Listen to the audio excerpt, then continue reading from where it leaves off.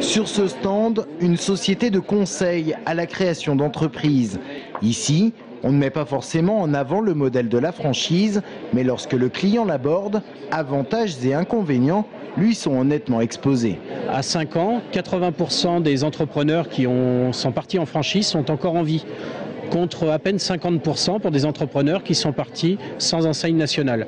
Donc on pense que c'est un bon concept. Encore faut-il choisir une enseigne qui a vraiment une bonne notoriété nationale et qui correspond surtout aux chefs d'entreprise.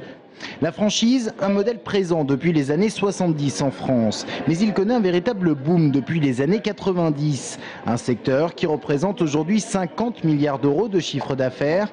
Actuellement, une centaine de nouveaux réseaux apparaissent chaque année dans le pays. Un succès qui s'explique tout simplement par le concept. On va en fait acheter de l'expérience. On va acheter un concept qui a déjà été testé, expérimenté. Donc on a moins de risques de faire de bêtises puisque c'est le franchiseur qui l'aura fait avant. Et ce franchiseur va aussi, en dehors de la mise à disposition de ce concept, va aussi accompagner le franchisé dans tout son développement. Être franchisé, cette femme a sauté le pas il y a 3 ans.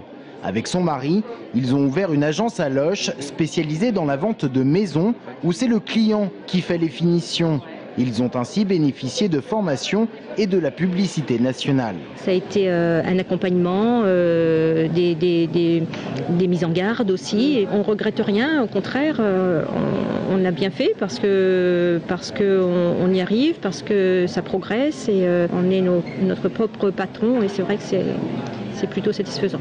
Son propre patron, oui et non, car si le franchisé gère sa société, il reverse de l'argent au groupe. Dans le cas de cette femme, 6% du chiffre d'affaires et en outre, le franchisé ne peut pas toujours faire ce qu'il veut. L'accompagnement veut aussi dire qu'on va vous dire quelles sont les meilleures pratiques à mettre en place et la confiance entre le franchiseur et le franchisé est très importante. Donc on est dans un cadre de partenariat et pas d'indépendance. Aujourd'hui, il existe plus de 1550 réseaux de franchise, soit plus de 60 000 points de vente.